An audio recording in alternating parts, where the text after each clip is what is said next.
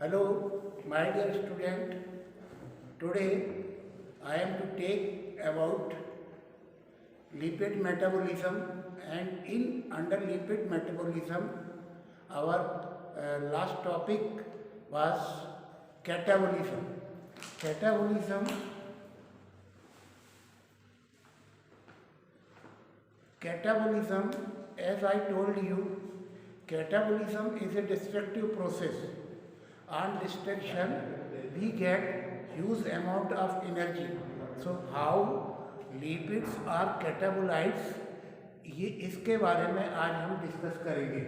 तो पिछले बार हमने आपको बताया था कि जो हम भोजन के माध्यम से जो लिपिड्स, ऑयल एंड फैट्स लेते हैं वो अल्टीमेटली डाइजेशन के बाद में आपका फैटी एसिड्स में कन्वर्ट हो जाता है, और यही फैटी एसिड जो है ना आपका ब्लड के माध्यम से जो है एडिपोज टिश्यूज़ में जाता है, और एडिपोज टिश्यूज़ में आपका जो फ्री फैटी एसिड है ट्राइग्लिसराइड्स में कन्वर्ट हो जाता है, और ये ट्राइग्लिसराइड्स जो है ना हमारे एडिपोज टिश्यूज़ में जमा होता है। जो एडिपोज टिश्यूज़ हैं ये मोस्टली जो है ना आपका एब्डामन पर, थाई पर और चेस्ट पर मतलब ये प्रेजेंट रहते हैं। इसलिए जैसे एक एवरेज आदमी की जो फिटनेस रहती है, उसकी जो बैली है, उसका जो एब्डामन है वो बिल्कुल लेवल में रहता है, पर जो ये आपका फैटी व्यक्ति है उसकी आपकी बैली जो है, पेट जो है ना बाहर निकला हुआ रहता है। इसका मतलब there is a huge amount of fat deposited in the adipose tissue, और उसके बाद में उसका मोटापा बढ़ जाता है। तो ये जो आपका डाइजेशन के बाद में फैटी एसिड्स है, ये फैटी एसिड ब्लड सर्कुलेशन के माध्यम से एडिपोज टिश्यूज़ में जाता है, और एडिपोज टिश्यूज़ में ये जो फैटी एसिड्स हैं पुनः आपका एस्ट्रिफिकेशन होने के बाद में आपका जो है ये कन्वर्ट हो जाते हैं ट्राइग्लिसराइड्स में, और ट्राइग्लिसराइड के रूप में ये एडिपोज टिश्यूज़ में जमा रहते हैं। अब जब भी हमको एनर्जी की आवश्यकता पड़ती है तो ये ट्राइग्लिसराइड जो है ना एडिपोज टिश्यूज से आउट होकर के ये कैटाबोलिक प्रोसेस में जाते हैं। तो जैसा कि हमने आपको बताया था कि जो ट्राइग्लिसराइड है, ये ट्राइग्लिसराइड जो है ना एक एस्टर है जिसमें ग्लिसरॉल के आपके तीन OH ग्रुप हैं। इन तीनों OH ग्रुप से आपका जो लॉन्ग चेन फैटी एसिड्स हैं वो अटैच रहते हैं, और इस तरह से आपका glycerol plus fatty acid combine होकर के ट्राइग्लिसराइड, क्योंकि तीन OH ग्रुप पर आपके तीन डिफरेंट फैटी एसिड्स कंबाइंड होते हैं और ये ट्राइग्लिसराइड में कन्वर्ट हो जाते हैं। और ये ट्राइग्लिसराइड जब जो डिपॉजिटेड है हमारे एडिपोज टिश्यूज़ में, ये deposit adipose tissues on demand of energy की डिमांड होने पर ये पुनः जो है ना आपका एडिपोज टिश्यूज से आउट आता है, और ये टारगेट सेल में आपका एंट्री लेता है। तो टारगेट सेल में एंट्री लेने के लिए हम इसको जो फैटी एसिड्स को एसिटाइल को एंजाइम ए के साथ में ये कंबाइंड होता है, और ये एसिटाइल को एंजाइम ए के साथ में ये सेल के अंदर प्रवेश करता है, और सेल के अंदर प्रवेश करने के बाद में वो सेल जिनमें माइटोकॉन्ड्रिया होता है। माइटोकॉन्ड्रिया का मतलब होता है कि there is a power house, और उस पावर हाउस में फ्री फैटी एसिड जो है ना फ्यूल के रूप में एंट्री करते हैं। तो फ्यूल के रूप में एंट्री ये कब करेगा, जबकि ये free fatty acid will combine with acetyl coenzyme A. Acetyl coenzyme A से जब ये कन्वर्ट होता है फ्री फैटी एसिड, तो there is a process that is known as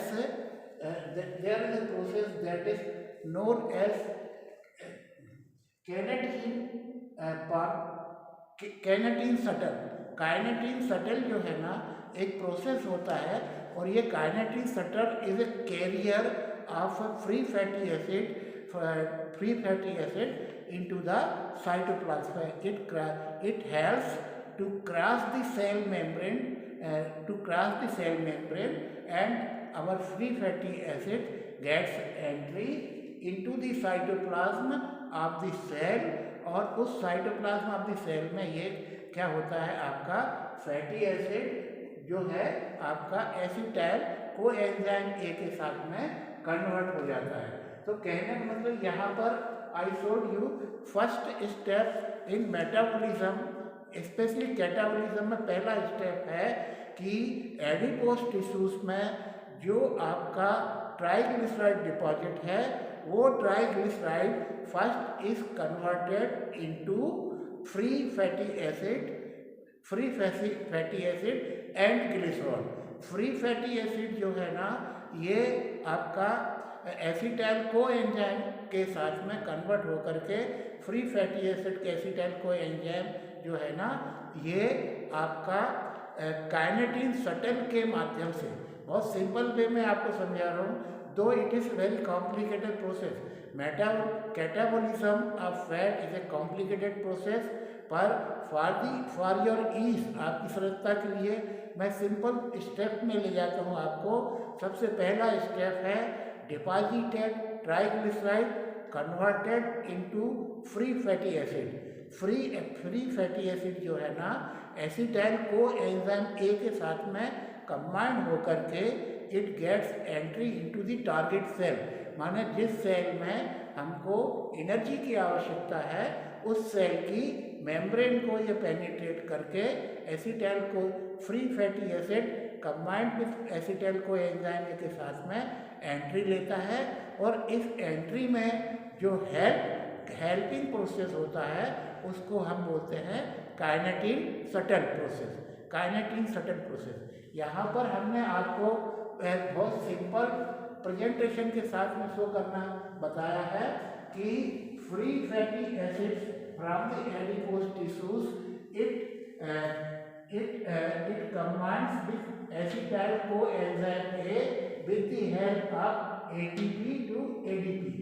आप देखिए जब कोई भी बड़े छोटे कंपाउंड से कोई भी बड़ा कंपाउंड हम जब कंस्ट्रक्ट करते हैं तो उसमें हमको एनर्जी देना पड़ती है। ये हमने आपको बहुत पहले मेटाबॉलिक प्रोसेस में समझाया था। आज भी वही हो रहा है कि फ्री फैटी एसिड को जब हम एसिटाइल कोएंजाइम के साथ में आपका कंबाइंड करते हैं, कन्वर्सन होता है, conversion acetyl coenzyme A free fatty acid acetyl coenzyme A जब बनता है, और यही acetyl coenzyme A is a carrier throughout the process of catabolism. Catabolism के प्रोसेस में ये पूरा कैरियर है सेल के अंदर, सेल में के अंदर फिर ये माइटोकॉन्ड्रिया में, माइटोकॉन्ड्रिया की आउटर सरफेस से इनर सरफेस और से होते हुए ये आपकी जो इनर सरफेस से फिर आपका पोटेंशियल लेवल को अपना क्रॉस करते हुए बाहर आता है, और different chains of chemical reaction के माध्यम से ये हमको आपका large amount of ATP in the form of energy देता है, और अल्टीमेटली उसके जो आपके मेटाबोलाइट्स मॉलिक्यूल्स हैं वो हमको प्राप्त होते हैं। तो आप ये देखेंगे कि जो काइनेटिन शटल है उसका एक फिगर हमने आपको बना के बताया है कि free fatty acid combines with acetyl coenzyme A, और ये अल्टीमेटली जो है ना आपका जब ये कन्वर्ट होता है, free fatty acid acetyl coenzyme ए के साथ कन्वर्ट होता है, जिसको हम बोलते हैं एसिटाइल कोएंजाइम ए सिंथेटिक एंजाइम है, और इसमें के कन्वर्सन में हमको एटीपी देना पड़ती है एनर्जी के रूप में। इस एटीपी से adenosine triphosphate converts into ADP. ADP means adenosine diphosphate, और इसमें एक जो फॉस्फेट ग्रुप है एनर्जी के रूप में हेल्प करता है to combine free fatty acid with to the acetyl coenzyme A, और ये एसिटाइल कोएंजाइम ए जो है ना with the help of a shuttle process with the help of a certain process that is known as carnitine shuttle के माध्यम से ये आपकी सेल की मेम्ब्रेन के साथ में ये आपका इनसाइड द साइटोप्लाज्म ये आपका एंट्री करता है। और अल्टीमेटली फॉर एग्जांपल एक हम फ्री फैटी एसिड का आपको एग्जांपल दे के समझाएंगे। फ्री फैटी एसिड जिसको हम बोलते हैं palmitic free acid। palmitic acid contains 16 carbon atom chain। palmitic acid contains 16 carbon atom chain। और ये palmitic जो है ना आपका आपका काइनेटिन ट्रांसफरेज में कन्वर्ट होता है और मतलब काइनेटिन शटल के साथ पर जब ये एक्ट करता है तो फ्री फैटी एसिड जिसका नाम है पामेटिन और ये पामेटिन ट्रांसफरेज में कन्वर्ट हो जाता है with the help of kinetin shuttle. और पामेटिन ट्रांसफरेज जो है ना अल्टीमेटली एसिटिल काइनेटिन में कन्वर्ट हो जाता है और एसिटिल काइनेटिन के शटल के रूप में डिफरेंट स्टेप्स से होते हुए ये आपका अल्टीमेटली जो है ना एसिटाइल कोएंजाइम ए रिलीज हो जाता है और इसके बाद में आपका काइनेटिन पुनः बैक होकर के चला जाए सर्कुलर फॉर्म में। तो काइनेटिन शटल के माध्यम से आपका जो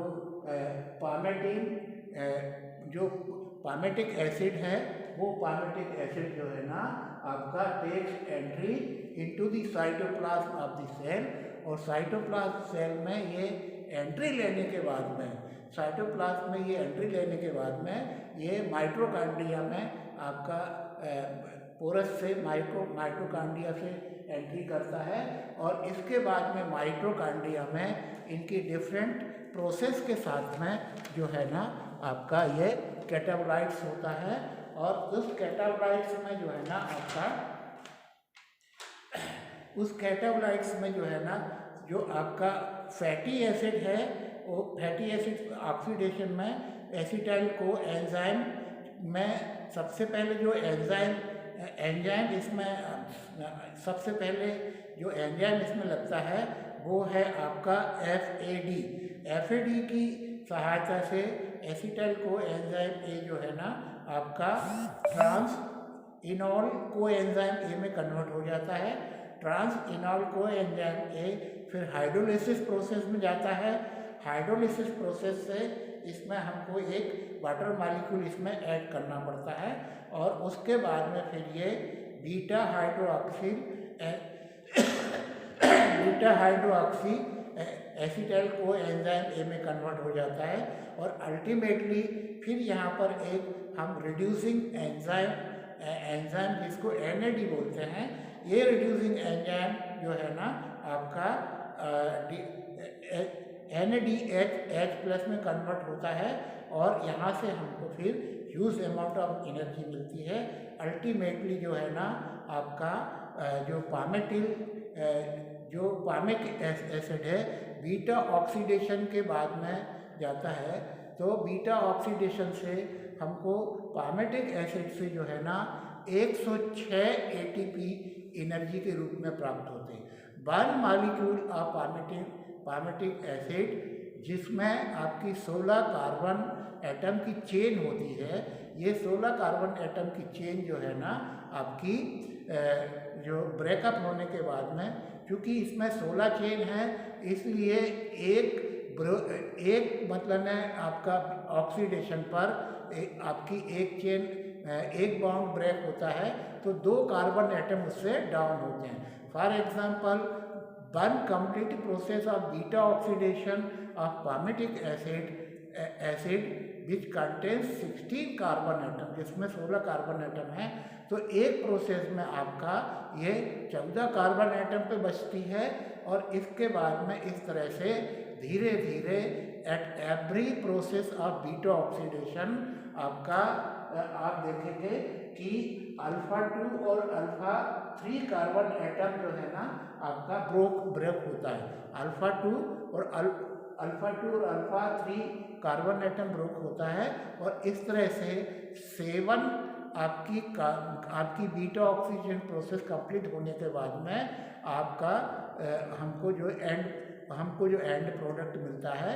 तो इस तरह से पूरा beta oxidation of palmitic acid में आप देखेंगे कि हमें टोटल जो ATPs प्राप्त होते हैं वो 108 होते हैं। लेकिन आप ये देखेंगे कि इसमें आपका जो पामेटिक एसिड है, जो पामेटिक कोएंजाइम A में कन्वर्ट करने के लिए यहाँ हमको एनर्जी देना पड़ती है, और वो एनर्जी जो है ना ATP के 2 मॉलिक्यूल्स इसमें लगते हैं।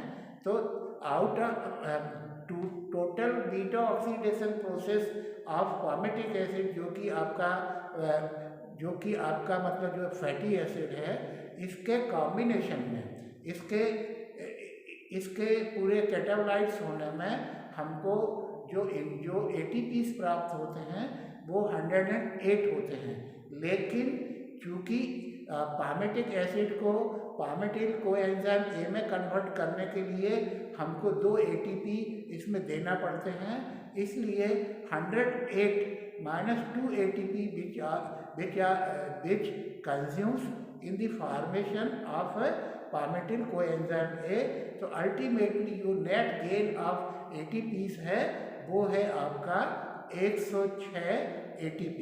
तो सिंपल सा प्रोसेस है। Step number 1, the deposition of triglyceride in adipose tissues। First lipase enzyme के द्वारा ये ट्राइग्लिसराइड को फ्री फैटी एसिड में कन्वर्ट करता है, और ये फ्री फैटी एसिड फिर टारगेट सेल की तरफ आता है, और टारगेट सेल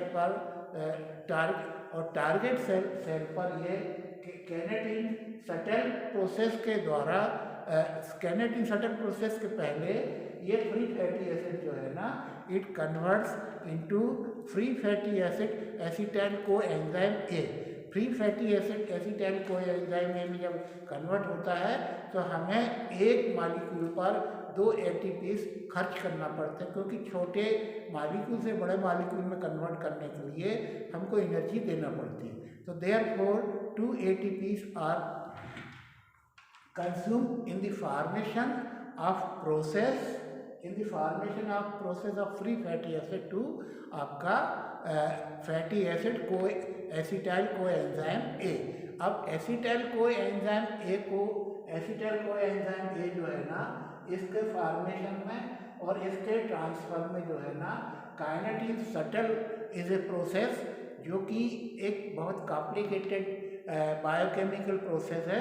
उसको हम डिटेल में नहीं बताएंगे, केवल आप इतना जान लीजिए कि एसिटाइल कोएंजाइम A या पामेटिल कोएंजाइम A जो है ना, वो आपका काइनेटिक शटल के माध्यम से आपका टारगेट सेल में एंट्री करता है, और टारगेट सेल में फिर ये डिफरेंट आपके ऑक्सीडेशन, रिडक्शन, हाइड्रोलिसिस के प्रोसेस में रिएक्ट करते हुए अल्टीमेटली हर बीटा ऑक्सीडेशन के प्रोसेस में ये 2 कार्बन एटम को लूज करता है। क्योंकि पामेटिक एसिड में 16 कार्बन एटम्स होते हैं, और पर रिएक्शन पर 2 कार्बन एटम का लॉस होता है, इसलिए 7 दूनी 14।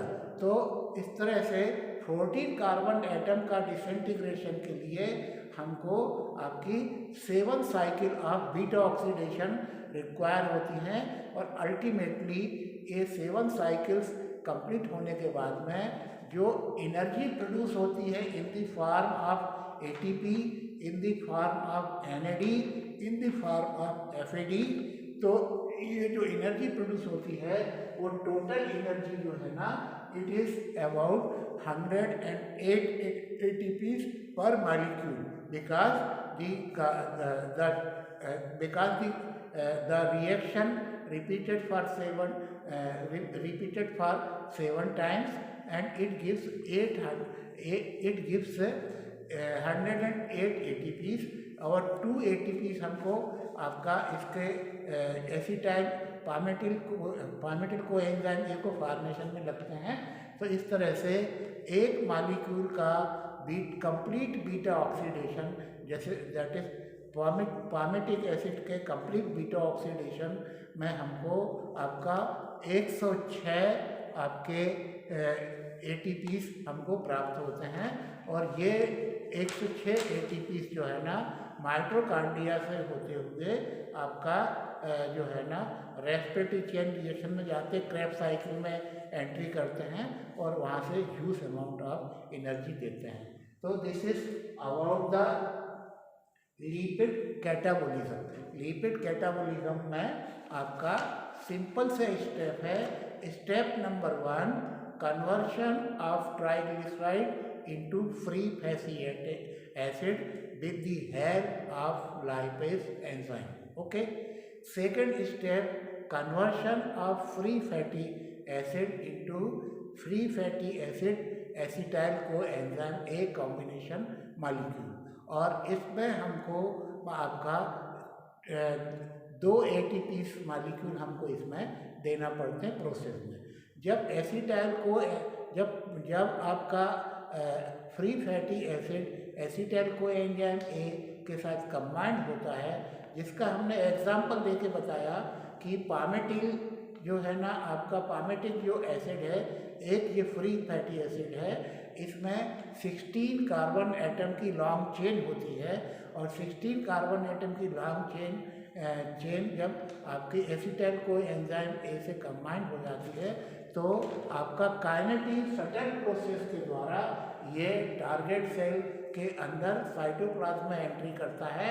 और साइटोप्लाज्म में जो माइटोकॉन्ड्रिया होता है, इस माइटोकॉन्ड्रिया के पोर के द्वारा ये इनर सरफेस पर जाता है और इनर सरफेस से फिर ये आपका आउट होते होते तक बीटा ऑक्सीजन के प्रोसेस को कंप्लीट करता है, जो आपका ऑक्सीडेशन, डिहाइड्रेशन, हाइड्रोलिसिस के प्रोसेस से होता हुआ अल्टीमेटली जो है ना आपका कार्बन टू कार्बन बाउंड आपका टूट जाता है।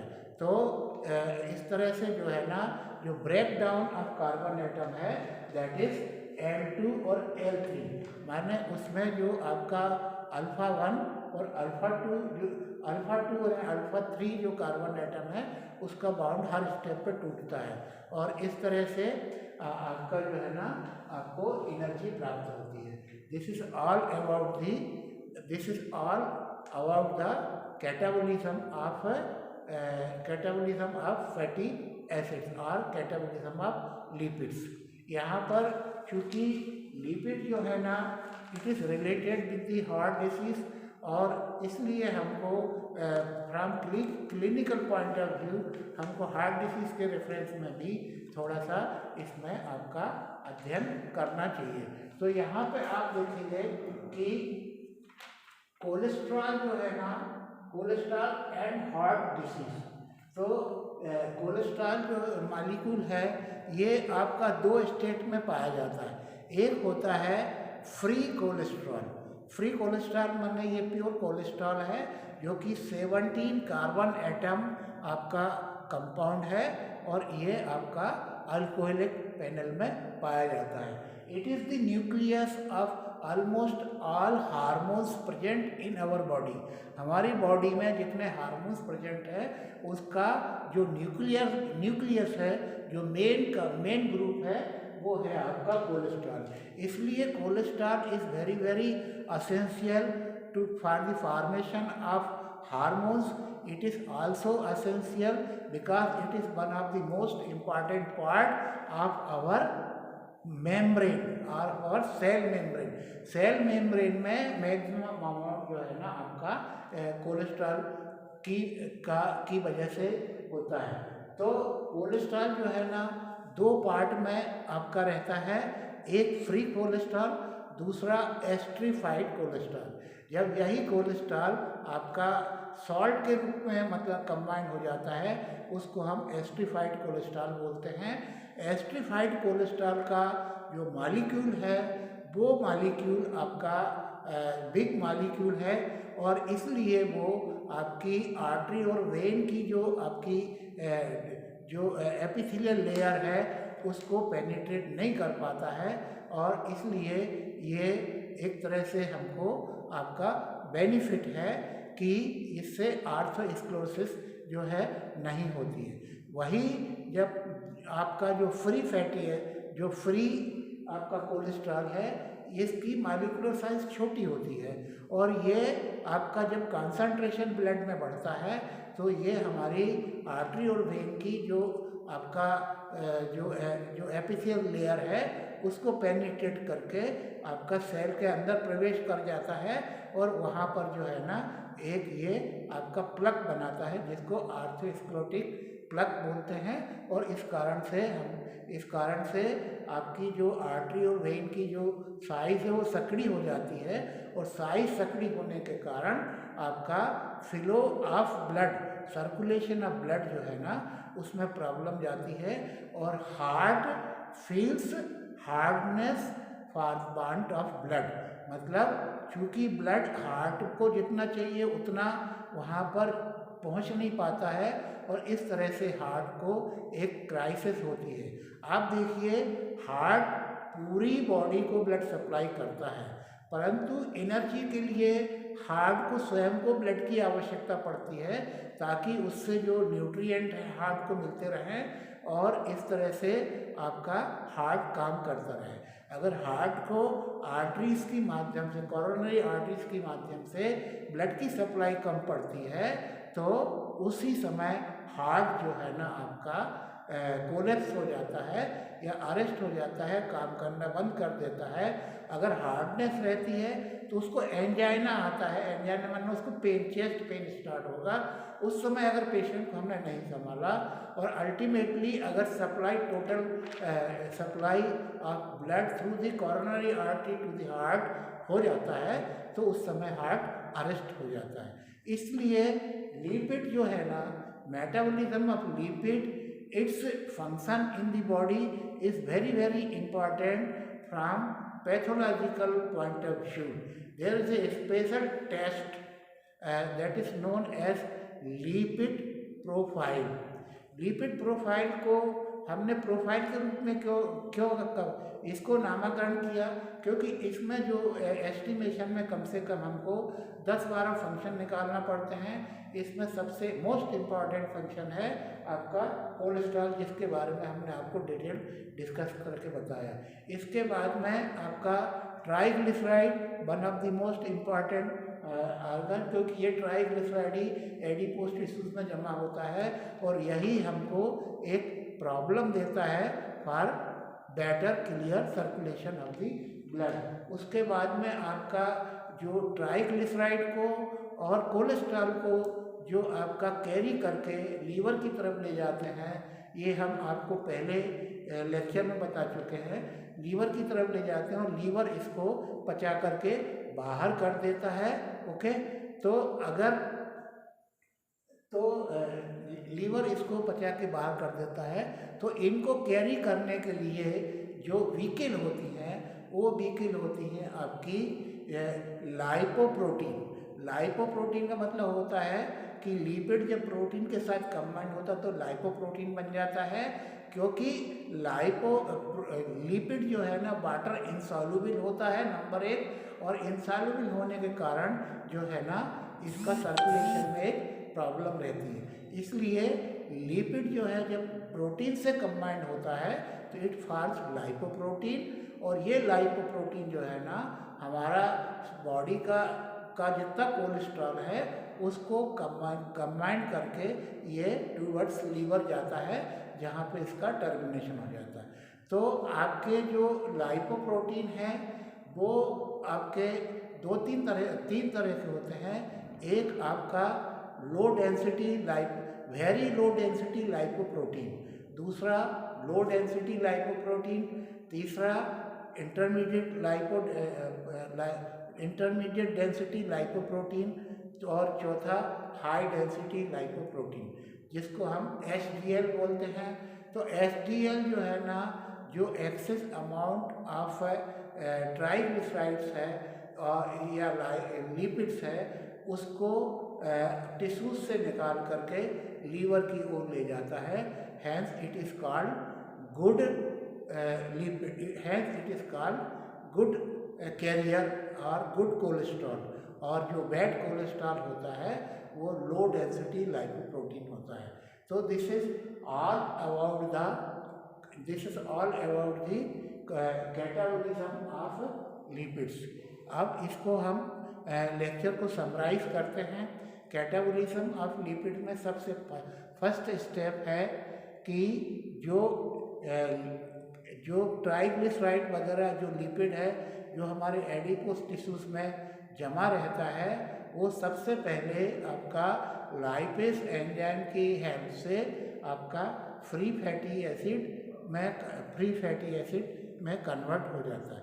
और ये फ्री फैटी एसिड जो है ना, फिर आपका एसिटाइल कोएंजाइम ए की सहायता से free fatty acid acetyl coenzyme में कन्वर्ट होता है और फिर ये टारगेट सेल में एंट्री लेता है। टारगेट सेल में एंट्री लेने के लिए और free fatty acid acetyl coenzyme जो है ना, इसमें एंट्री के लिए एक स्पेशल प्रोसेस होती है। उस स्पेशल प्रोसेस का नाम है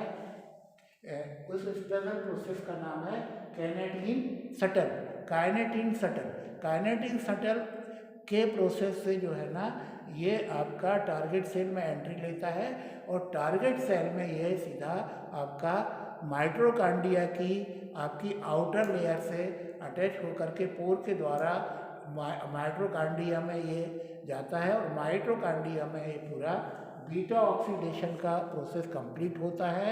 जैसा हमने बताया कि हर बीटा ऑक्सीडेशन के कंप्लीट प्रोसेस में 2 कार्बन एटम टूट के अलग हो जाते हैं।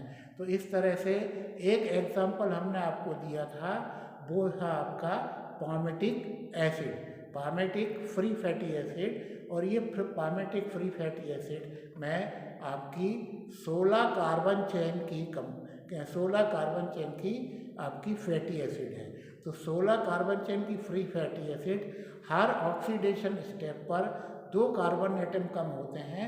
तो इस तरह से 7 times beta oxidation process repeat होती है और इस तरह से हमको जो है ना आपका एंड प्रोडक्ट में कन्वर्ट हो जाता है। और ये जो 7 बीटा ऑक्सीडेशन प्रोसेस है उसमें हमको 108 ATPs एनर्जी के रूप में प्राप्त होते हैं। और ये एनर्जी जो है आपको हमें 3 एंजाइम से मिलती है। Number 1 ATP adenosine triphosphate, number 2 आपका FAD फेनोलिक एसिड माली, और नंबर 3 जो एंजाइम है दैट इज NAD। तो आपका ATP, NAD और FAD ये जो रिड्यूसिंग एंजाइम है, ये रिड्यूसिंग एंजाइम जो है ना आपका रिड्यूसिंग एंजाइम जो है ना हमको large amount of number of ATPs देते हैं। तो टोटल प्रोसेस में हमको आपका 108 ATP मिलते हैं, जिसमें से 2 ATP आपका फ्री फैटी एसिड को एसिटाइल कोएंजाइम ए के साथ कन्वर्ट करने में 2 फैटी एसिड हमको खर्च करना पड़ते हैं, तब जा कर के हमको 108 ATPs मिलते हैं। इस तरह से 108 ATPs minus 2 ATPs consumed equal to 106 ATPs। मतलब ये है कि एक पामेटिक फ्री फैटी एसिड का अगर कैटाबॉलिज्म हम करते हैं तो हमें 106 ATP प्राप्त होते हैं। तो this is all about the beta oxidation of lipid or catabolism of lipid. Thank you very much. So dear BMLT student और बायोकेमिस्ट्री सब्जेक्ट स्पेशली मेटाबॉलिज्म में ये लेक्चर हमने आपको इस संदर्भ में दिया हुआ है। इसको आप लुक आफ्टर करिए, इसको बुक से कंसल्ट करिए और इसमें जो भी प्रॉब्लम है आप कृपया उस प्रॉब्लम को हमसे डिस्कस करिए। Thank you very much.